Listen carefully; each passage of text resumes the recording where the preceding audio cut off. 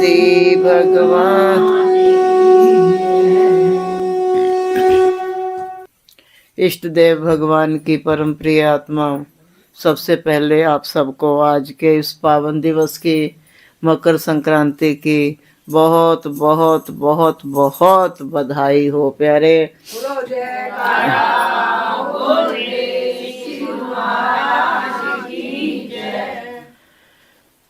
प्यारे, ये मकर संक्रांति हर साल आती है। लगभग इसकी तारीख भी फिक्स ही रहती है, लगभग, कभी कभी आगे पीछे हो जाता, वैसे एक ही रहती है, लोहड़ी की भी और इसकी। 14 जनवरी मकर संक्रांति वाले दिन ये जो हमारा सूरज है, ये उत्तरायण की दिशा में चलना शुरू हो जाता, अर्थात हमारे दिन धीरे धीरे अब बढ़ने शुरू हो जाएंगे और रात छोटी होनी शुरू हो जाएगी और सूर्य देवता मकर राशि में प्रवेश कर जाएंगे। एक खुशी होती है स्वतंत्रता की, अब तो हमें स्वतंत्रता मिल गई। किससे? वैसे तो हम फंसे ही पड़े हैं मोह माया के बंधन में, झंझट में और अपने उसमें, लेकिन स्वतंत्रता की अब धीरे धीरे शायद अब ठंड से स्वतंत्र होने वाले हैं, तो पतंग उड़ा करके दिखाते हैं कि अब ऐसे उड़ेंगे, गर्मियां आने वाली हैं, ठंड करे। आजादी पतंग हमारी 15 अगस्त में खूब उड़ाते हैं, 26 जनवरी पे उड़ाते हैं, आज भी कई उड़ाएंगे। मोहन लेके आता, ऊपर जमा कर देता, फिर अगले साल फाड़ के फेंक देते हैं। हौसला बैठा प्यारे, अभी भजन सुना आपने, संतां दा संग बड़े भागा नाल मिलदा। संत मेरे जैसे नहीं, ये मैं पहले बता दूं, हम कोई संत पंत नहीं है।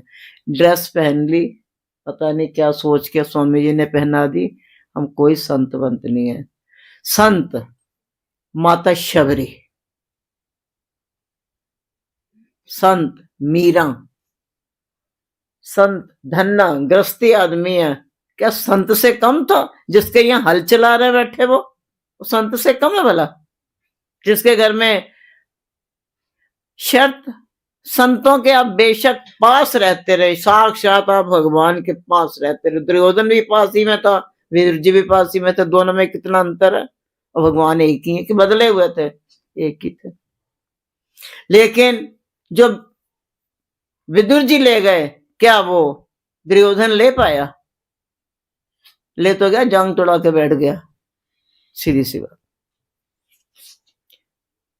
हमें मन से सत्संग करना है, मन से संतों का संग करना है। ये होता है कि हमारा मन तो सत्संग में है कोई नहीं, अब यहां तो नहीं, खैर बड़े बड़े मंदिरों में जाते हैं, भगवान जी की पूजा करते हैं, पर मन होता पीछे चप्पल ना कोई चुक के ले जाए, है ना? क्या फायदा? तो चप्पल का ही ध्यान कर रहे थे क्या? चप्पल के ध्यान से याद आया, एक संत हुए हैं, नाम बताऊंगी बाद में, बूझो तो जाने। उनके गुरुदेव स्वामी रामानंद जी, आज्ञा दे दी कि तुम घर गृहस्थी में जो भी कुछ करना चाहते हो करो। कोई उन्होंने जोड़क संत वंत नहीं बने थे, ऐसे कोई कपड़े शपड़े ना पहने थे, और वो दिल से संत थे।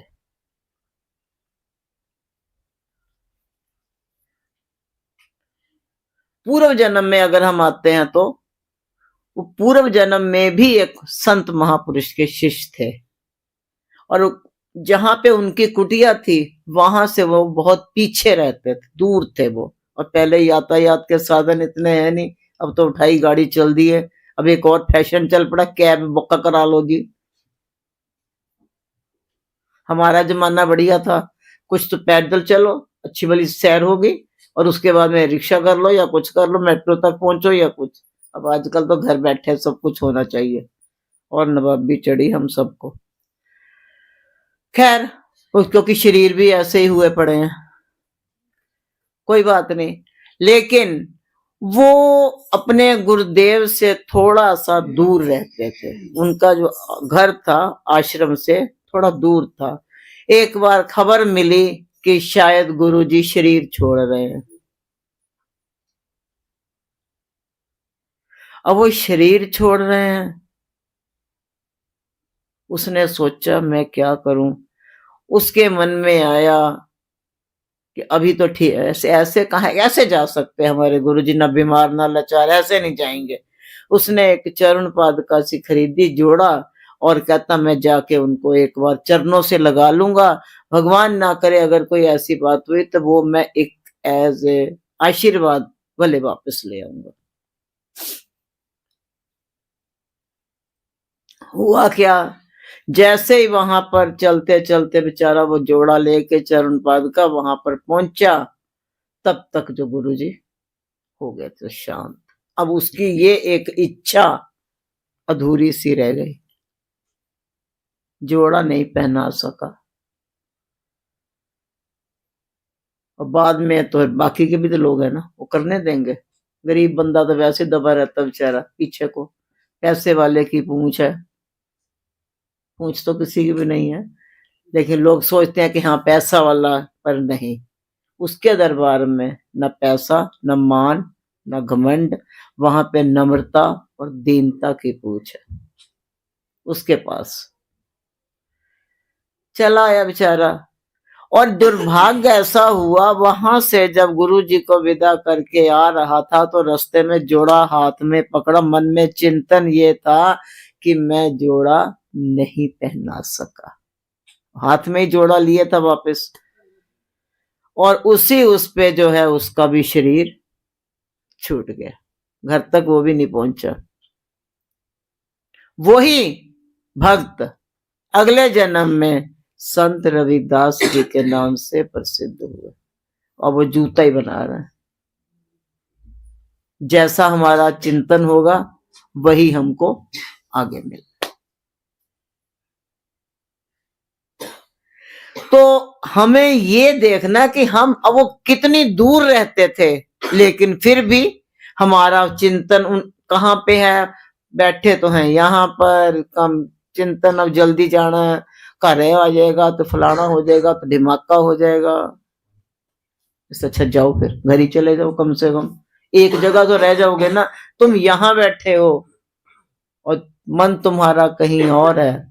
किसी ने आके श्री गुरु महाराज जी से बेनती की कि महाराज मैं तो हमेशा आपके साथ ही रहता हूँ, पर मेरा मन शांत नहीं है, और मुझे लगता पता नहीं मेरा होगा क्या। आया अभी साथ, नया नया ही था तो गुरु महाराज जी मूड में साथ ही ले चले उसको। श्री गुरु महाराज जी ने सहज में एक बात फरमा दी, मन दिया कहीं और ही और तन संतन के संग, कहे कबीर को दी गजी फिर कैसे लागे रंग। तो महाराज मैं कुछ समझा नहीं। कहते अपने अंतर्मन से पूछ, वो समझाएगा। अंतर्मन जो है ना तेरा, तेरी आत्मा, वो तुम्हें समझाएगी कि तुम बेशक यहाँ पे रह रहे हो, आश्रम में रह रहे हो, हमारे साथ रह रहे हो, लेकिन तुम्हारा मन कहाँ रहता। कहता महाराज घर पे बच्चे छोड़ के आया हूँ, मन तो थोड़ा उधर रहता कि छोटे बच्चे को वो घरवाली के लिए कि वो ध्यान दे पाती होगी कि नहीं दे पाती होगी। कहते फिर तुम जा सकते हो, कुछ नहीं होना।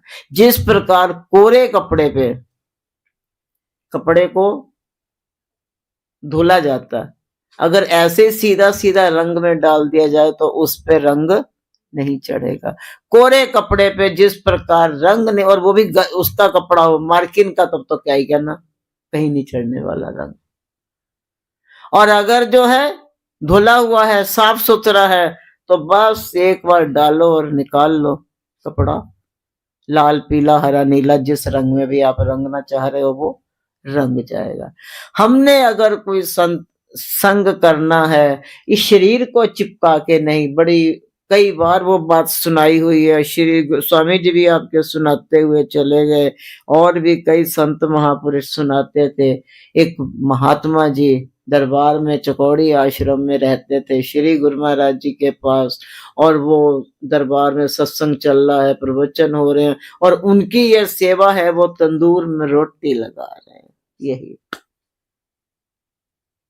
काफी समय तक, और कई कई दिन तक वो दर्शन ही नहीं कर पाते थे, क्योंकि संगत आ गई है। अब संगत के और सेवा में ही लगे हुए हैं और वो नहीं कर पा रहे हैं। एक बार मन में विचार आ गया, मालिक पता नहीं मेरा क्या होगा, तेरे पास रहता हुआ भी मैं तेरे पास नहीं पहुंच पा रहा हूं। तेरे पास रहता हूं पर कितने कितने दिन बीत जाते हैं, आपके मैं दर्शन ही नहीं कर पाता हूं। मेरा होगा कल्याण वगैरह, क्या होगा मेरा? अभी मन में ऐसा चिंतन ही कर रहा था कि रोटी घड़ के जैसे ही उसने तंदूर में लगानी चाहिए तो देखा तंदूर में श्री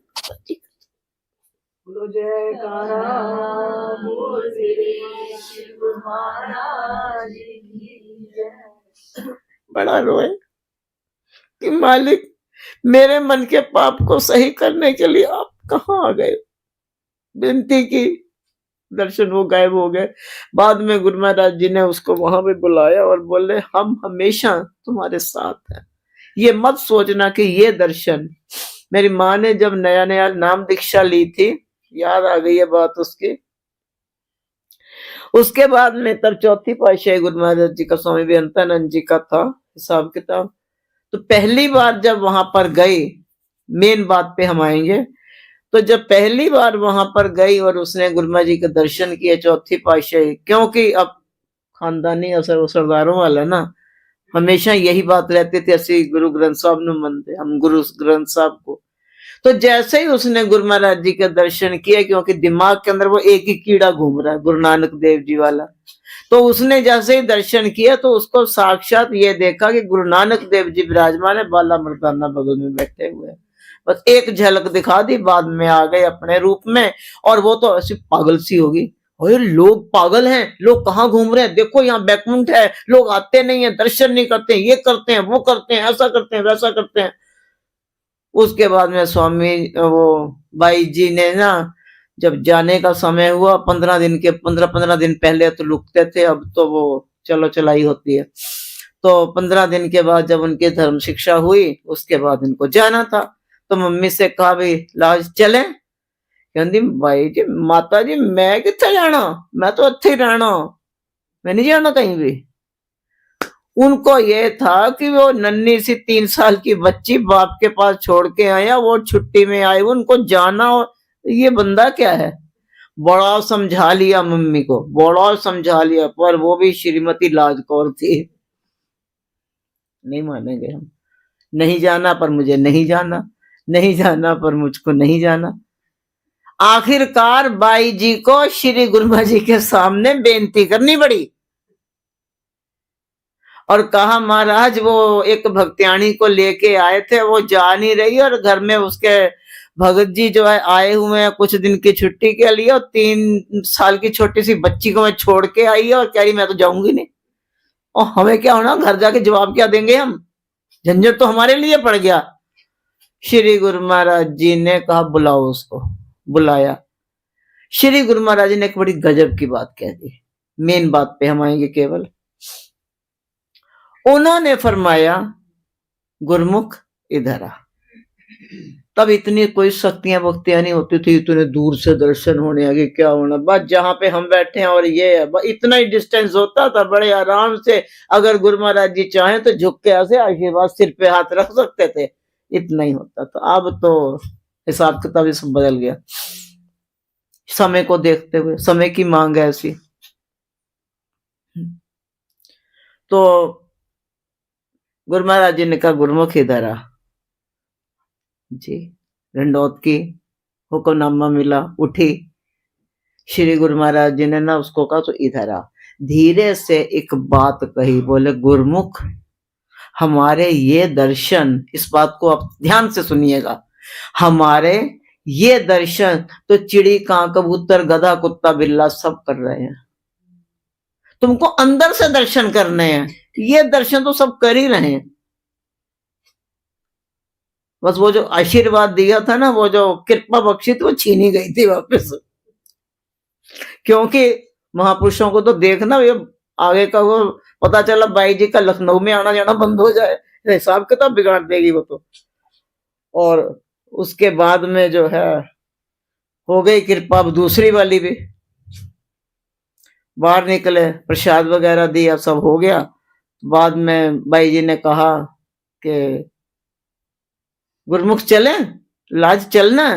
कहती हाँ भाई जी चलना नहीं, वो कितना चिर हो गया, वो 15 दिन से जो है वो राणो कल्ली होएगी, ये है वो, भगत जी को भी शायद जाना था। भाई जी कहते शुक्र।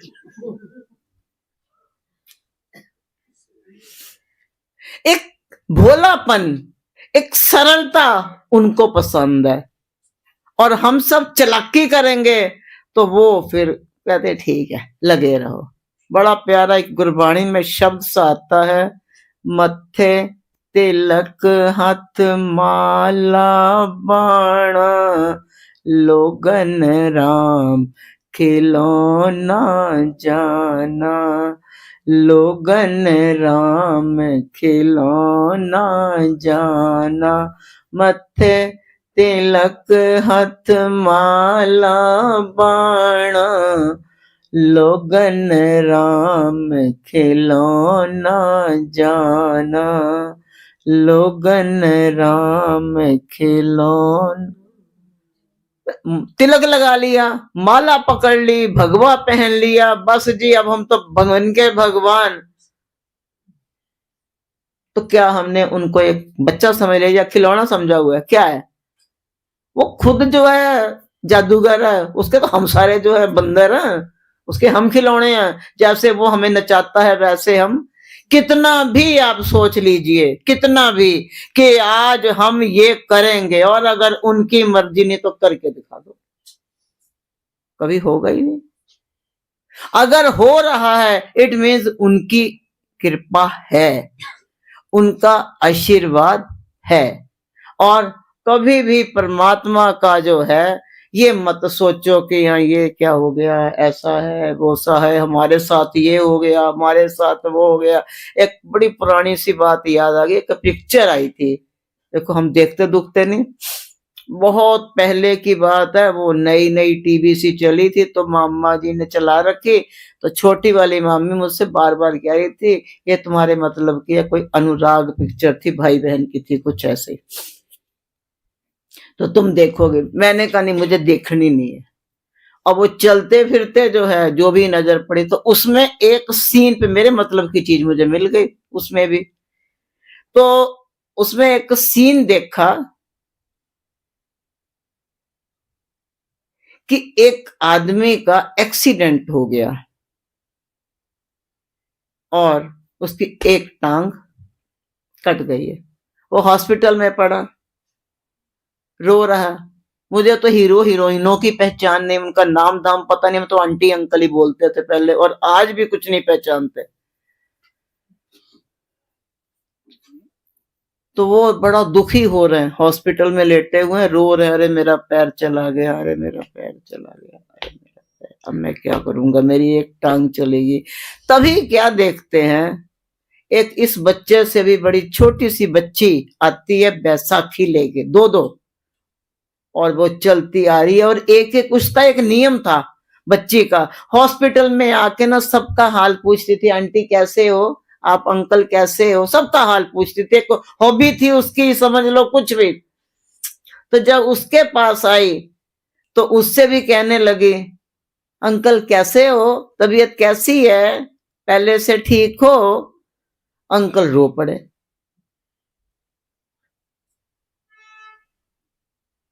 बिटिया ने पूछा अंकल क्या हो गया, आप रो क्यों रहे हो, ठीक हो जाओगे। बच्चा था तो बच्चों वाली भाषा बोल रही थी। वो बोले बेटा कुछ नहीं होगा, अब तो मैं ऐसे ही अपाहिज रहूंगा, ऐसा होगा वैसा, क्योंकि वो लेटा हुआ था, वो बच्चे का चेहरा चेहरा देख रहा था, पूरा देख नहीं पा रहा था उसको। तो उसने कहा ऐसा क्या हो गया कि ठीक नहीं होगा, परमात्मा सब रास्ता निकाल देता है, एक बंद करता है चार खोल देता है, कोई दिक्कत की बात नहीं है। कहता नहीं बेटा, मेरा ना वो एक्सीडेंट के अंदर एक पैर कट गया है, बताओ अब कहीं पैर जुड़ेगा? अब मैं अपाहिज हो गया ना। कहती ओहो अंकल, शुक्र मनाओ उस मालिक का, शुक्र मनाओ। बोले क्यों, पैर काट दिया इस बात का? कहते नहीं, शुक्र मनाओ कि आपके पास एक पैर तो है, जरा उठ के देखो, मेरे तो दोनों ही पैर नहीं है, मैं फिर भी चलती हूं, मेरे तो दोनों ही पैर नहीं है। उसको देख करके उस आदमी को इतना झटका लगा कि सच बात है, परमात्मा तेरा शुक्र है। किसने बोला था भजन कि जो जीवन दिया है उसका भी शुक्रिया, श्वासें दी हैं उसका भी शुक्रिया, और तेरा ही शुक्रिया जैसे भी तू रख रहा है उसमें भी तेरा शुक्रिया। कभी कभी हमारे पे मुसीबत आती है, लेकिन वो मुसीबत भी कभी कभी हमारे लिए बहुत गजब हो जाती है। याद आई बात, एक ना बच्चा था और उसका नाम था गांगुली, किशोर गांगुली। उसका गला ऐसा था फटे बांस की तरह कि वहां से गधे भी भाग जाते थे, वो भी नहीं आते थे कि जब वो गाता था। पर उसे गाने का बड़ा शौक था, बहुत शौक। वो अपना हारमोनियम लेके राग अलापता रहता था, घर वाले दुखी हो जाते थे माँ के साथ, और एक बहन थी उसकी, बाप था नहीं। उसी में बेचारा जो है चलता रहता था। वो सुनता ही नहीं था, तुम अपना काम करो, मैंने अपना करना। वो कोई डांट रहा, कोई कुछ कर रहा, वो अपना राग उसका चलता ही रहता था। चलती रही काफी देर तक गाड़ी। एक दिन एक घटना घट गई। पहले चूल्हे पे खाना बनता था और ये तो अपना हमेशा ही रियाज किया करता था, चलते फिरते गाने को रिपीट करेगा, उसके जो है सरगम को रिपीट करेगा, तो उसी में चलता रहता था। तो एक दिन जो है वो इतना, बत्तियां भी नहीं होती थी डिबियों की, वो दिए जो होते थे उसकी रोशनी, और वो दिया जल रहा था, शाम का समय, और बाबूजी अपना जो है राग अलापते हुए जो पहुंचे, उधर माँ ने चूल्हे में से एक लकड़ी जो है, क्योंकि ज्यादा हो गई थी, वो निकाल के एक किनारे रखी हुई थी। तो ये जो एकदम से भागता हुआ आया और उसका पैर उस पे पड़ गया, अंगारों पे, लकड़ी जली हुई। अब उस पे जो पड़ गया तो माँ लेके गई। पहले हकीम होते थे, और हकीम का ये भी नहीं है वो सीधे उसके घर ही पहुंच जाते थे, ये भी नहीं है कि बंद कर देंगे कि चला जाए, ऐसा कुछ नहीं। वो 24 घंटे चलता था। उसके वहां पे चले गए और वहां पे गए, उनको दिखाया और उन्होंने पट्टी अट्टी तो कर दी, ठीक तो कर दिया पैर जो थी वो। लेकिन आजकल की तरह इतनी पेन किलर भी नहीं होती थी। अब डॉक्टर ने जो कर दिया तो कर दिया, और हकीम जी के तो अपनी दवाइयां चलती थी। घर तक पहुंचा वापस, और बेचारे को जब दर्द, पूरी रात बड़ी दर्द हुई, इतना रोया, जोर जोर से चीख चीख के, उसके वो दर्द के चक्कर में बहुत चीख चीख के रोने लग गया। चमत्कार ये हो गया, वो जोर से चिल्ला चिल्ला के रोने के चक्कर में वो गला ठीक हो गया, और वही आपका जो है किशोर कुमार बना, जो इतना प्रसिद्ध हीरो। हर व्यक्ति कितने स्ट्रगल से निकलता है, उससे पूछो कभी। ये जितने भी तुम्हारे जो हीरो हीरोइन चलते हैं, सबके पीछे की कोई ना कोई कहानी जरूर होगी। ये नहीं कि महापुरुषों की होती, इन सब की भी होती। लता जी ने एक बार इंटरव्यू में दिया था, वो भी बता रही थी, उनकी जो बहन है, क्या नाम, आशा, उसने भी बताया कि जीवन में हमारे क्या क्या नहीं हुआ।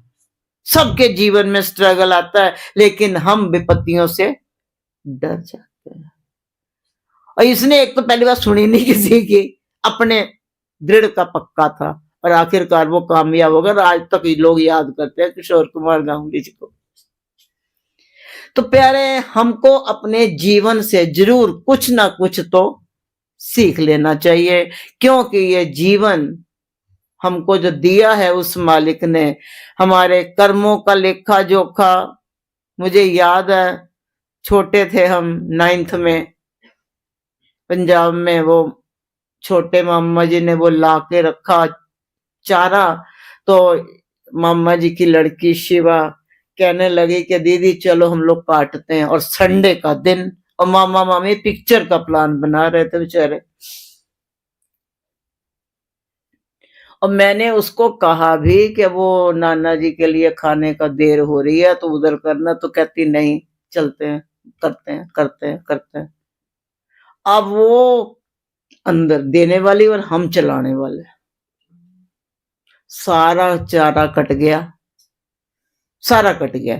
लास्ट के 2 3 4 पत्ते से बचे, और वो उसको उसमें डाल के पड़ोस में आवाज देने लगी, बुआ जी बुआ जी। और तब तक इधर कई बार जो सिलाई करने वाले हैं उन्हें पता होगा, मशीन चलाते हो लास्ट में छोड़ देते हो या फिर रुक जाएगी, होता है ना, कई बार होता है, अक्सर सबके साथ होता होगा। लास्ट के एपिसोड में जो है चला चलू करके जो है रोकेंगे नहीं, क्योंकि बीच में तो रोकेंगे कि ज्यादा चल गई तो टांगे खराब हो जाएंगे, और जब लास्ट हो जाता कपड़ा नहीं है उसमें तो सीधी या तो जोर से चलाया और उसे छोड़ दिया।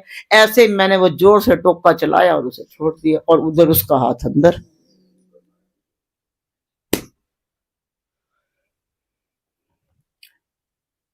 आज उस बच्चे की जो उंगलियां हैं, लेफ्ट हैंड है, ये ऐसे, एक एक पोरवा तो पूरा ही कट गया।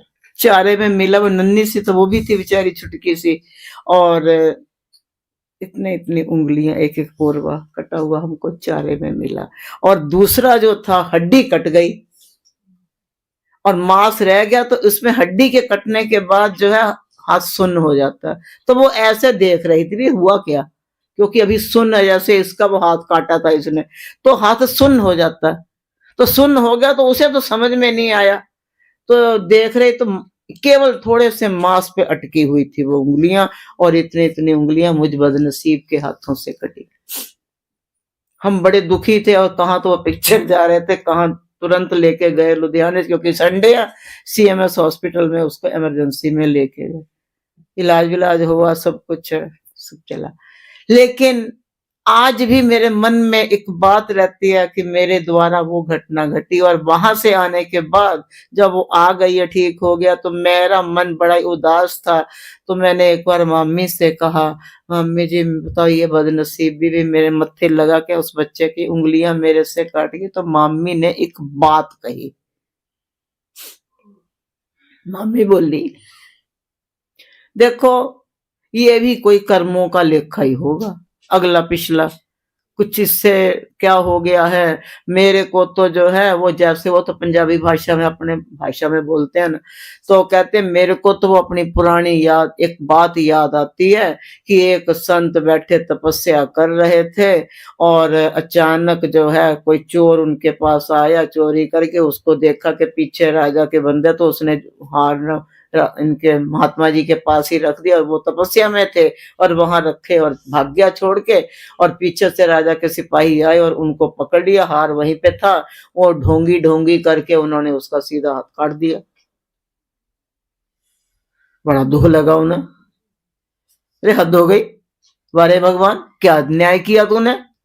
ये मामी बता रही है कि, तो कहते कि जो है वो ना, उसने फिर ऐसे किया, तो फिर बाद में वो बड़ा दुखी हुआ कि भगवान सारी जिंदगी तो मैंने तेरी सेवा में लगा दी, ये क्या किया तूने, बैठे बैठे न काम ना धाम में, अच्छा वाला जंगल में बैठा हूँ, यहाँ पे आके मेरा हाथ कट गया, मेरे लिए तो बड़ा भारी अपराध सा हो गया ना, मतलब तेरी भक्ति करना पाप है। कहते हैं भगवान ने उसको दर्शन दिए साकार, और दर्शन दे करके कहा जो तेरी भक्ति है ना वो अपनी जगह पूर्ण है, तू 84 के जेड़ से मुक्त है, लेकिन ये जो तेरे को एक कर्म तेरा बाकी था। तो उसने पूछा कौन सा कर्म, मैंने ऐसा क्या कर दिया। कहते तो पूर्व जन्म में भी तपस्वी था, और इत्तफाकन तू उस समय ध्यान से उठा हुआ था, और तेरे सामने से एक गाय निकली थी, जैसे ऐसे वो गाय को निकल के सीधी गई ना, तो तू मैं देख रहा है तभी निकल गई, तो निकल गई, और तभी पीछे से कसाई निकला, और जैसे ही कसाई निकला, कसाई ने तुमसे पूछा कि इधर कोई गाय जाती देखी है? तो कहते तुमने हाथ उठा के कहा था हाँ इधर को गई है। कहते वो एक गाय की बददुआ थी तेरे को, तो गाय को उसने मार डाला, तो तूने जो हाथ उठाया था तो हाथ। छोटी छोटी बातें हमारे सबके जीवन के रजिस्टर में कैसे लिखी जाती है, कौन से जन्म की फाइल तब किस समय खुल जाए हमें पता चलता है। और आज हम ये सोचेंगे ये हमसे बड़ा लड़ती है, ये हमें तंग करती है, ये ऐसे करती है, वो करती है। ये जरूर एक महात्मा जी थे, और वो जो है ना मस्त रहते थे, उनके आगे लाखों लोग हजारों बैठे रहना, और वो उनकी जो धर्म पत्नी थी इतनी गंदी गंदी उन्हें गालियां सुनाती थी सबके सामने, चेले बैठे ने चेलों के सामने आके बकवास करती थी, खूब बोलती थी, खूब डांट देती थी, खूब। एक बार एक चेले ने पूछ लिया, महाराज सारी दुनिया आपको इतनी इज्जत देती है, सारी दुनिया आपका सम्मान करती है, ये माता जी कैसी हैं, ये क्या करती हैं? तो आप कुछ बोलते ही कुछ नहीं हो। वो हंस पड़े, उनके हंसने को देख करके वो चेला और बेचारा अपसेट हो गया, भाई ये क्या, वो डांट बांट के चली जाती है और इनको पूछा तो ये और हंस रहे हैं अपने, और जो है मुस्कान दे रहे हैं, बात क्या है? उसने कहा महाराज अब आप इस हंसी का तो कारण बता ही दो। उनकी बात तो बाद में सुनेंगे, आप पहले इस हंसी का कारण जरूर बताओ।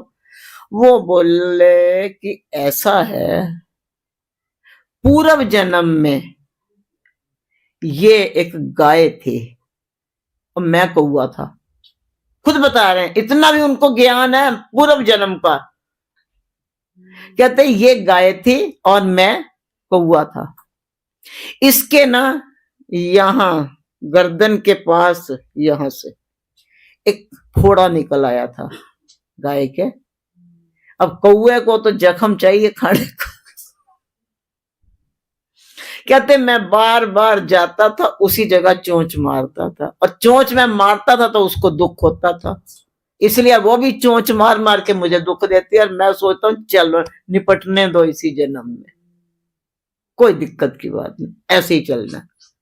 मैं बोलूंगा फिर कुछ बात हो जाएगी, फिर आगे काहे जन्मों पे बात छोड़नी, अब ये पता ही एक बात हुई है, चलने दो ऐसे। को संत तुकाराम जी हैं, तो वो तो औरों गजब थे, बच्चे थे 4, धर्म पत्नी ने भेजा कि कुछ लेके आओ। खेतों में गए बेचारे ढूंढने ढांढने के लिए, तो उनको जो है 7-8 गन्ने मिल गए। वो गन्ने लिए चले आ रहे थे, कुछ बच्चे टकर गए, बाबा दे दो, बाबा दे दो, बाबा ने सब लुटा दिए। पीछे 2 गन्ने बच गए, 2 गन्ने लेके घर पहुंचे। उसकी पत्नी को इतना गुस्सा आया, सवेरे से तुम गए हो, शाम हो गई, और शाम को आते आते ये 2 डंडे से ले आए हो, और बच्चे भी तुम्हारे 4 हैं, करोगे क्या?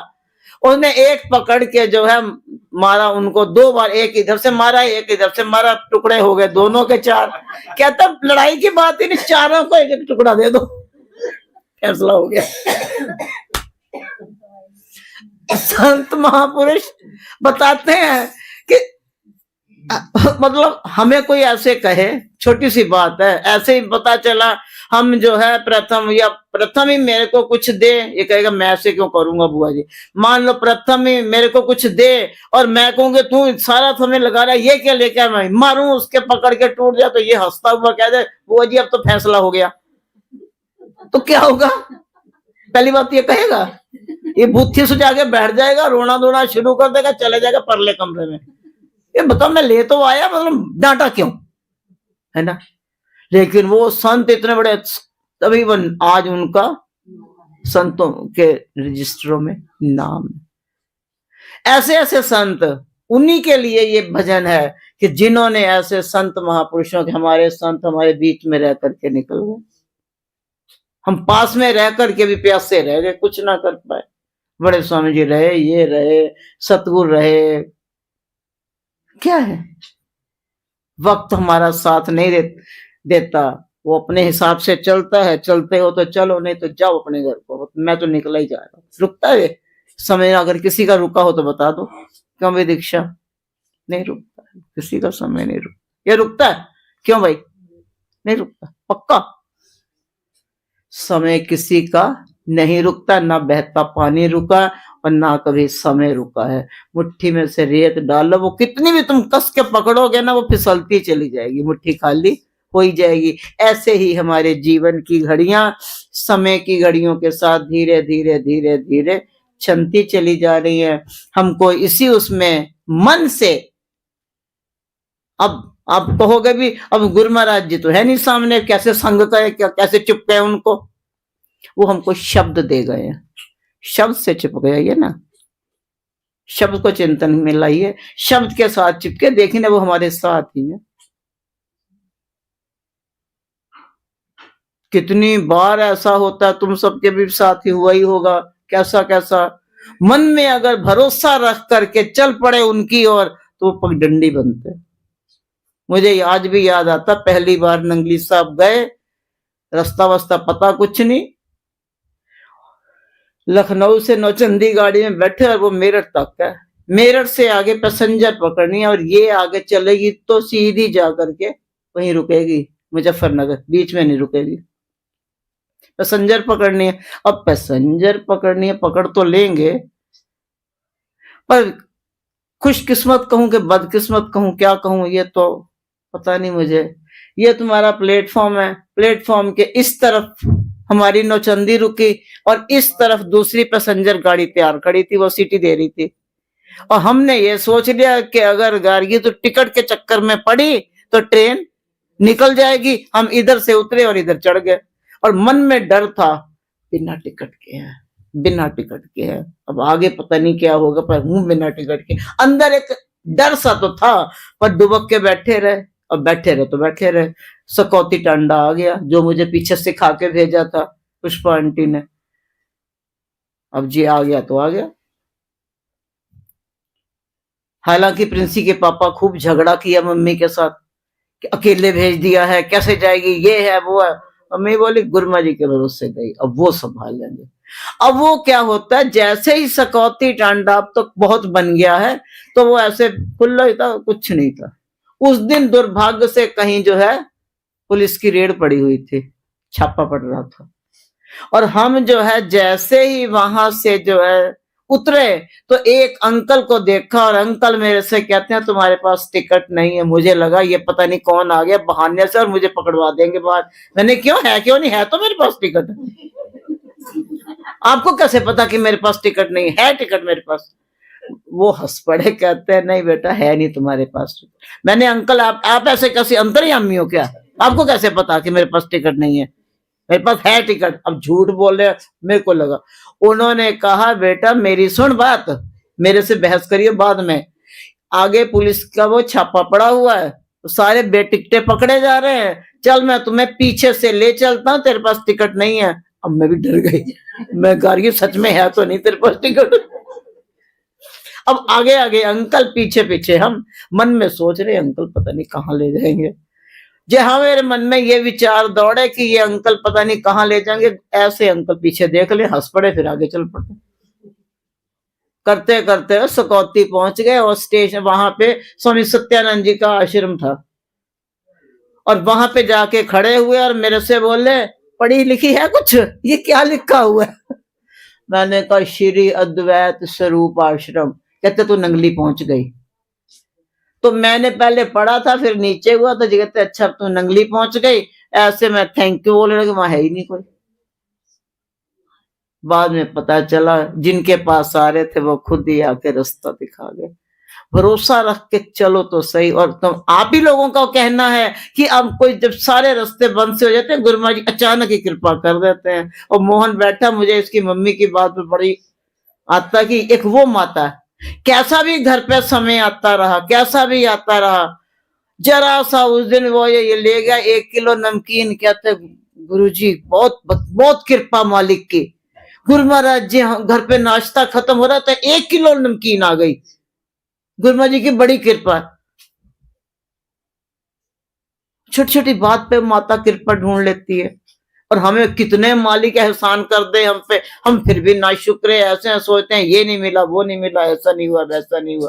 तो प्यारे हम ज्यादा नहीं कहेंगे, मालिक का हमको हमेशा हर पल, हर घड़ी, हर क्षण शुक्राना करते रहना चाहिए, क्योंकि उनकी कृपा, उनका आशीर्वाद के बिना हम श्वास भी नहीं ले सकते हैं। और वो अभी श्वासों को हटा दें बीच से तो गड़बड़ हो जाएगी। हर काम हमारा उन्हीं की रहमत, उन्हीं की कृपा और उन्हीं के आशीर्वाद से होता है, और वो अपने आप ही रास्ता निकालते हैं, अपने आप ही संभालते हैं। और इस मकर संक्रांति में हम उन सब से ये बात मांगते हैं कि मालिक हम बच्चे नादान हैं, अगर कहीं भटक जाएं तरीके से बेशक संभाल लेना, पर कभी भी हाथ मत छोड़ना। पतंगे उड़ेंगी, बस इस ठंड में उड़ने वाली नहीं है उड़ेंगी अगर पतंगे तो कोई बात नहीं, तुम उड़ाओ, अब हम सब तुम्हारी पतंगे ही हैं, तुम उड़ाओ और उड़ा ही रहे हो। और इस पतंग को उड़ाते हुए जो है बस ना तो ये डोरी छोड़ना, अपनी माया के साथ प्रभु पेचा मत लगाना, इतना सा काम कर देना, बाकी तो तुम जानो और तुम्हारा काम जाने, कर्म फल तो भोगने ही भोगने। इसी के साथ ही हम वाणी को विराम देंगे। आज के दिन की आप सबको बहुत बहुत बधाई हो। बोलो जयकारा बोल मेरे श्री गुरु महाराज की, बोल साचे दरबार की जय, श्री नंगली निवासी भगवान की।